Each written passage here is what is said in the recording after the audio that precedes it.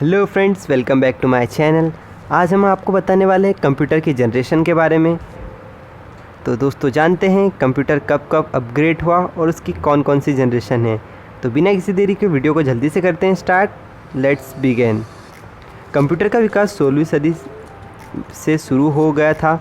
आज का आधुनिक कंप्यूटर इसका परिणाम है। हालांकि कंप्यूटर के विकास में तेज़ी से बदलाव आया है। प्रत्येक पीढ़ी के बाद कंप्यूटर के आकार, प्रकार, कार्यप्रणाली और कार्यशीलता में बहुत सुधार हुआ है। वर्तमान के कंप्यूटर काफ़ी आधुनिक और विकसित है। इस क्रम विकास की अवधि के दौरान कंप्यूटर में काफ़ी परिवर्तन आए हैं, जिन कंप्यूटरों की नई पीढ़ियों को जन्म दिया है। तो अब दोस्तों हम बात करते हैं कंप्यूटर की विभिन्न पीढ़ियों या जनरेशन के बारे में। तो कंप्यूटर की मुख्यतः 5 पीढ़ी या जनरेशन है। उन पीढ़ियों के बारे में है या जनरेशन के बारे में हम एक एक करके बात करेंगे। First generation of computer. पहली पीढ़ी के कंप्यूटर में वैक्यूम ट्यूब का इस्तेमाल किया गया था। वैक्यूम ट्यूब एक नाजुक कांच का यंत्र था जिसे गैस को निकालकर वैक्यूम बनाया गया था। वैक्यूम ट्यूब में इलेक्ट्रॉन प्रवाह को नियंत्रित करने के लिए इलेक्ट्रोड होते हैं और प्रारंभिक कंप्यूटर में इसे एक स्विच या एम्पलीफायर के रूप में प्रयोग किया जाता था। यह इलेक्ट्रॉनिक सिग्नल को नियंत्रित और बढ़ा भी सकता था।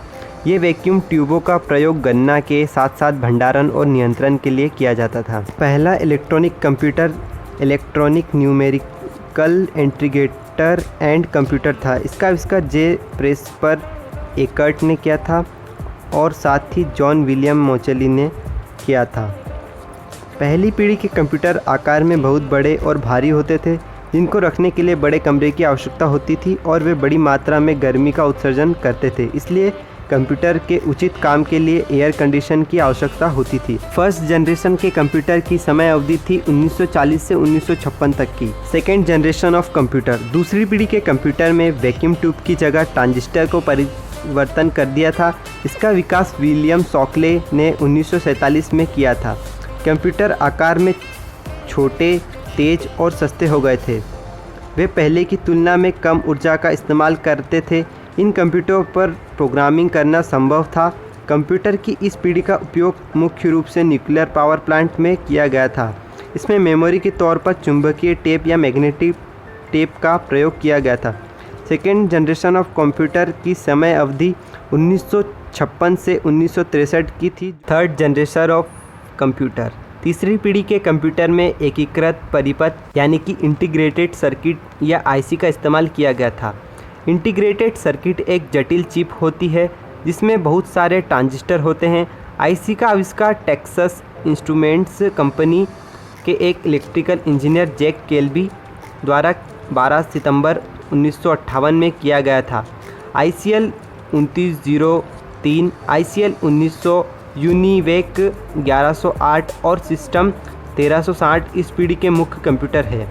आईसी के अंदर बहुत सारे छोटे छोटे ट्रांजिस्टर लगाए जाते हैं।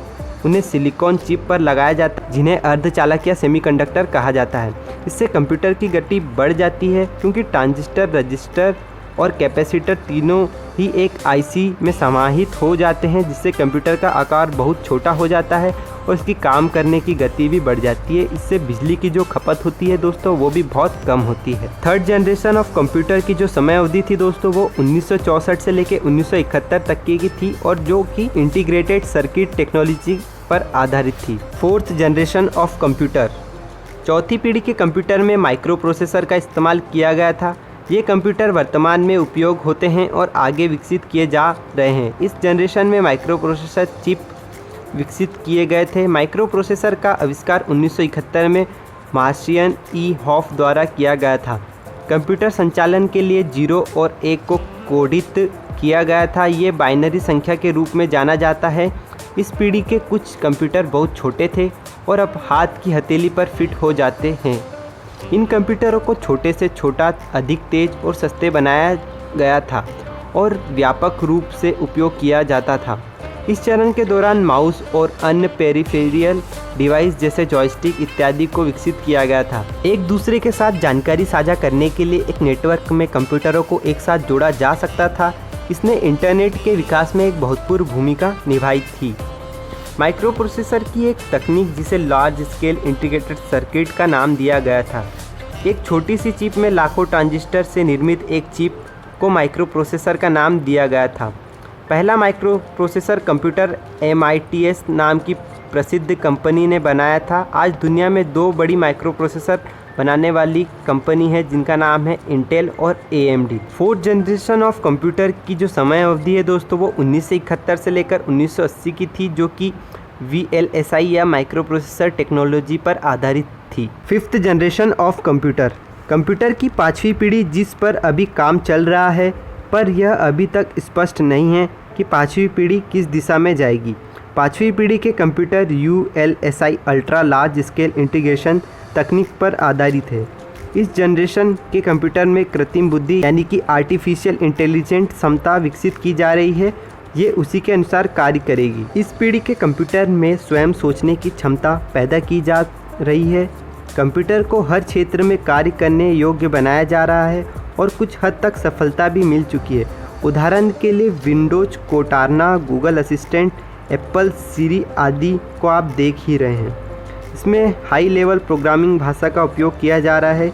GUI यानी कि ग्राफिकल यूज़र इंटरफेरेंस की सहायता से इसे अधिक सरल बनाया जा रहा है। ये कंप्यूटर किसी समस्या के हल करने के लिए इंटरनेट का इस्तेमाल करते हैं, क्योंकि ये नेटवर्क के माध्यम से जुड़े होते हैं।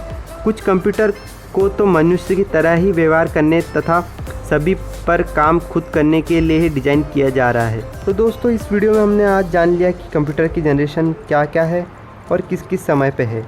दोस्तों, कंप्यूटर से रिलेटेड आपको अगर कुछ दूसरी चीज़ें जैसे कि artificial intelligent processor, web search आदि के बारे में जानना है तो नीचे कमेंट करके ज़रूर बता दीजिएगा, तो हम इस पर एक अलग से वीडियो बना देंगे।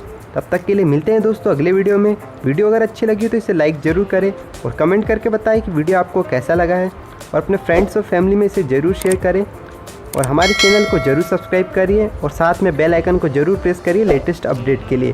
तो मिलते हैं दोस्तों अगले वीडियो में। जब तक के लिए जय हिंद, वंदे मातरम।